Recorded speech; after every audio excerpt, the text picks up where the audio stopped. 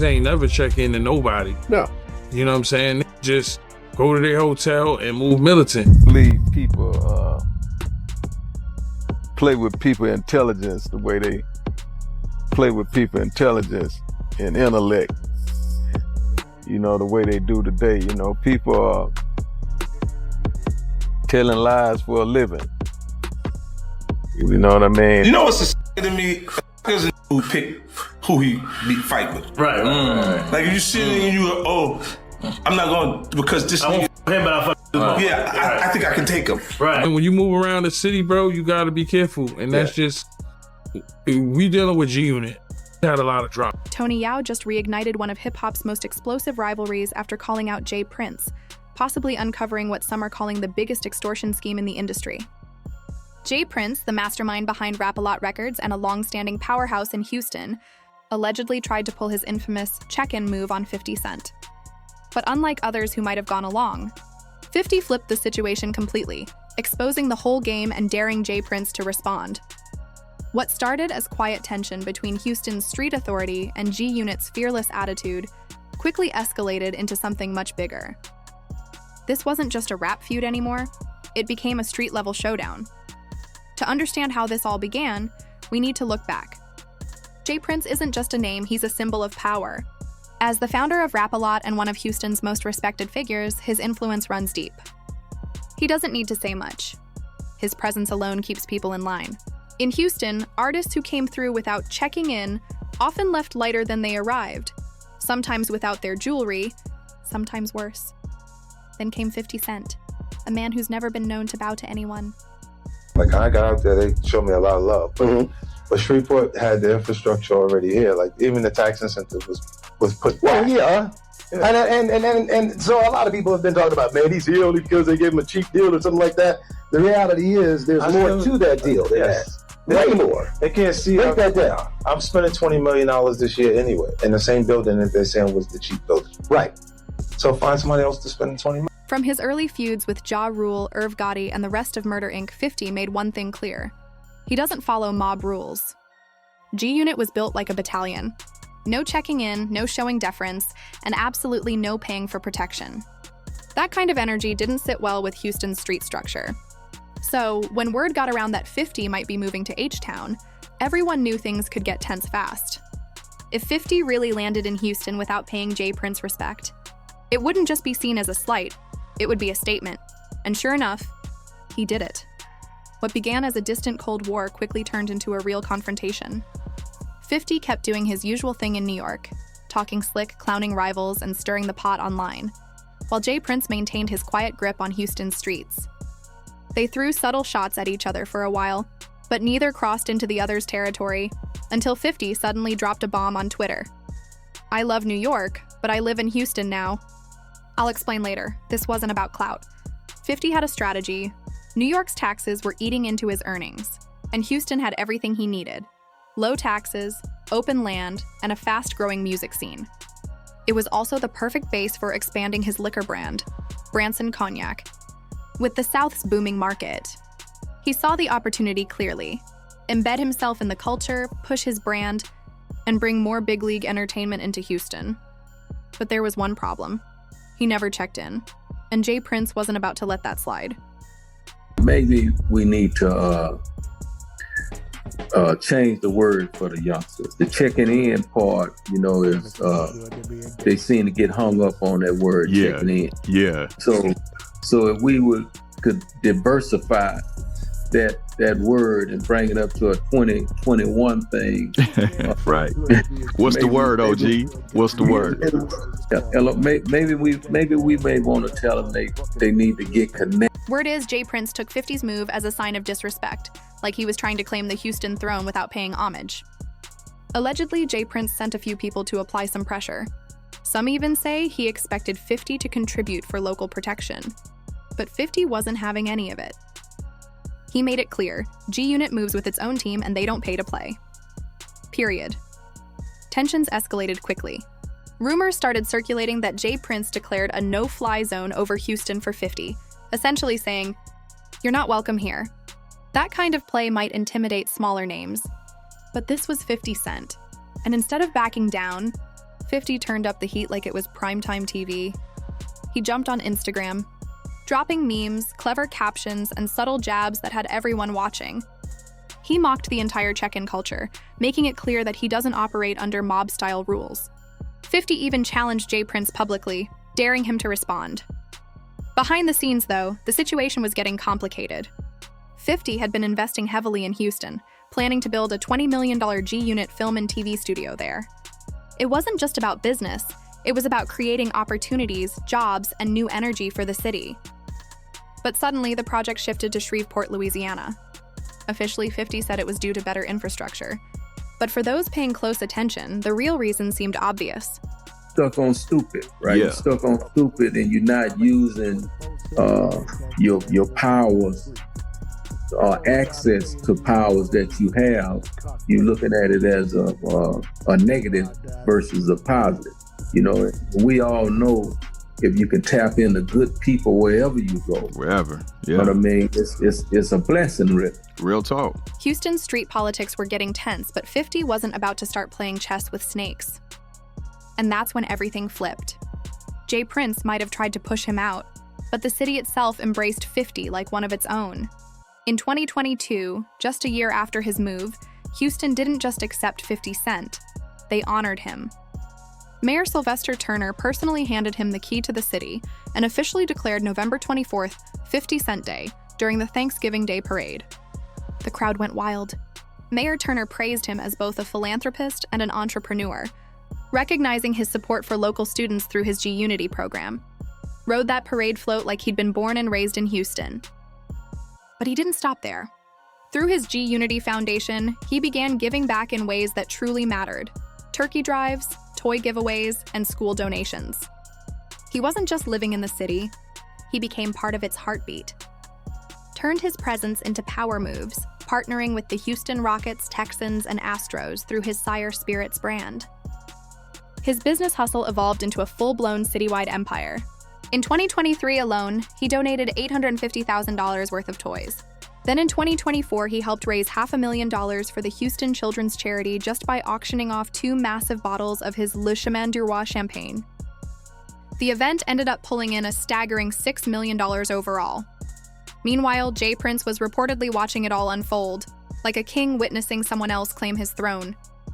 The man who once ruled Houston from the shadows now had to watch 50 Cent being celebrated under the spotlight. Then Tony Yayo stepped in, the most outspoken voice in G-Unit. During a Vlad TV interview, he laid everything bare, explaining the real reason G-Unit never played the check-in game. According to Yayo, the group stayed militant for a reason. He said straight up that the check-in culture was just a polite cover for extortion. You check in, you pay up, or risk getting lined up. That's the unspoken truth. J Prince built his reputation as the protector of artists in Houston, crowning himself the city's unofficial king through what he called the checking-in system. But let's be real. It sounds respectful until you realize it's really just a way to reach into artists' pockets. Here's how it supposedly works. When artists come to Houston, they're expected to check in with J Prince's team, show respect, which often means paying money under the guise of safety. They'll tell you it's to make sure your chain comes back if it ever goes missing. But if you don't check in, that's when the problems start.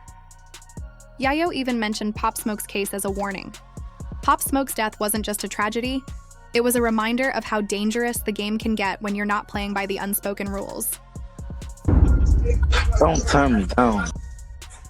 What you said? Don't turn me down. What you on, folks? Don't turn you down. Yeah, man. What you on, folks? What you mean what I'm on? What you on, man? What the deal there? What up? What up? You want to buy your shit back or what? You ain't get you flunked out ass little nigga. I'm trying to see where you at. You dumb mother. What you got? $20 out of cup? Nah, nigga. You know what we got, nigga. Stop that cap. Mad. Man, crazy like a motherfucker. Nigga, capping, bro. They gonna believe anything. You want me to start my car? I just took a picture in the same car today with my little boy. You on these like y'all. When artists move without genuine protection or rely too heavily on street ties, they set themselves up as easy targets. Yayo didn't hold back. He said street protection always comes with strings attached. And when things go bad, nobody's really coming to save you. He laid it out plainly. All those mob ties and gangster connections don't just bring drama, They bring law enforcement. This isn't the 90s anymore. We're talking about organized extortion and setups that could easily turn into RICO cases. G-Unit wasn't about to risk that. They preferred to stay armed, loyal, and independent rather than get tangled up with street figures running their own hidden agendas. Then things took a turn. NBA YoungBoy came to Houston on business and reportedly refused to check in. Not long after, his place got hit. His jewelry disappeared, cash was taken, even his car keys vanished without a trace. And then, out of nowhere, J. Prince appeared on Instagram claiming he had recovered the stolen items. But instead of handling it quietly, like a real street boss would, he posted a full video, turning what could have been a private matter into a public performance, almost like he was running PR for himself. I got a call, you know what I mean, because the little homie YoungBoy place got broke into. People went in his place, disrespected different things, and I got a call about it. And the little homies that went into this place want to make that right because they understand that, you know what I mean, YoungBoy family is okay with me. And as you can see, homie, to make a long story short, I got your keys to your Rolls Royce. I got your keys to your McLaren. You know, all that shit that they took. And the homie, Shakur, what you got, homie? You got your Rolls Royce umbrellas. You got your keys. You got a bunch of other shit, so. But YoungBoy wasn't having it. He fired back, making it clear that if J. Prince genuinely wanted to help, he would have done it privately. Instead, he said, Prince came off like a 60-year-old clout chaser, more interested in online attention than actually solving the problem. All that, I don't respect none of that shit, man. If you got something for me, man, they got plenty around me you could call. Man, nigga, it's plenty ways you can get in touch with me. Man, don't get on no internet and do nothing publicly. Don't do nothing dealing with no publicity, none of that pussy and shit. And I'm good on keys, gangster. When you buy shit cash, two keys come with the car anyway. Man, you man. Then Cameron and Mace jumped in, taking shots at J. Prince too. They called him out directly, saying real OGs don't extort, they uplift. And if you're still trying to play mob boss in your 60s, you've already lost the game. And let's not forget those infamous dice games, J. Prince's second favorite hustle right behind intimidation. When you're dealing with older people, they're the last to know that things have changed. We not your little niggas. Like, the way you talking, I don't get what you mean. We're not your little niggas. Like, for real, all that big homie stuff, that's for little niggas. Little niggas have big homies. We're not little niggas, so we don't even respect big homies. I know Killer doesn't, and for me, I never respected niggas in the streets. That's why I always got the problems I got. Those high-stakes dice games are infamous in Houston, and not for the right reasons. Word's been circulating for years that they were often rigged, used to lure and trap rappers into dangerous situations. And the most devastating example of that was Takeoff. Everyone remembers how he lost his life at one of those games. What started as a friendly flex quickly spiraled into gunfire, one of the darkest moments in hip-hop history. It all unfolded in a setting built on ego, money, and street politics. So what really went down that night? According to talk on the streets, this wasn't just a random tragedy. Rumors suggest J. Prince was upset, allegedly angry that Takeoff and Quavo hadn't checked in the right way. Nothing should have happened. What do you say to that? What I would say to that is, you know, I have a track record, man, and the Prince family have a track record of 30 plus years of, you know what I mean, honoring and loving on our guests and being with our guests, and no shit like this never happened. But here's the thing, and this is what people don't understand. We ain't never had nobody to attack us. If you know what I mean. You know, when a man attack a situation with a weapon, then, you know, it become a playing field where, you know, any and everything goes. Word is, J. Prince allegedly told his crew to send a message. It was only meant to be a scare, just a little pressure, but it turned deadly. Takeoff lost his life. And when the dust settled, J. Prince dodged accountability like a pro escape artist. Every time the subject comes up, he deflects, talks in circles, downplays it like it was just another unfortunate event. At one point, he even seemed to admit to destroying evidence. And here's the worst part. Takeoff wasn't the only one. Remember Duke the jeweler? The man who won $100,000 in a dice game?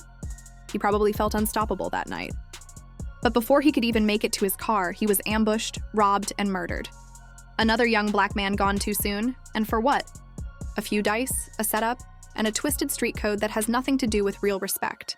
When Mike and Junior was walking by, he actually went in the restroom to wash blood off his hand where he had reached up on the Takeoff. He had to pick him up and his fingers went in it. You know why? Blood well. Now, when you put that next to 50 Cent, who's out here building community centers, feeding families, and donating to schools, it's not even a fair comparison.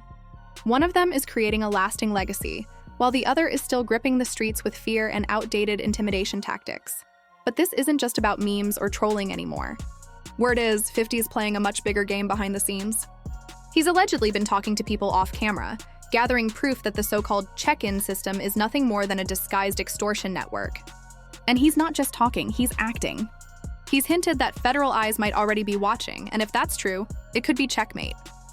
Fear's always been strategic. He plays chess, not checkers. Those memes and online jokes? That's just the surface.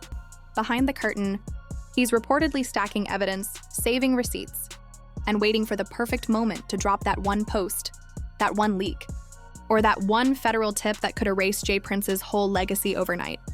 At this point, one man might still have the streets, but the other has the city. And only one of them is truly winning this war. Cent didn't just move to Houston, he took it over. While J. Prince was allegedly trying to intimidate artists and keep power through shadow plays, 50 stepped in boldly, earned the key to the city from the mayor, and started building real programs that uplifted the people. Now, the entire check-in empire seems to be crumbling under the weight of exposure. So the real question is, who runs Houston now? The street figure pulling strings behind closed doors, or the man standing in the spotlight, backed by the city, the fans, and the next generation? Let us know what you think in the comments. Is 50 taking it too far? Or is he the hero hip-hop needed to finally expose what's really been going on behind the curtain?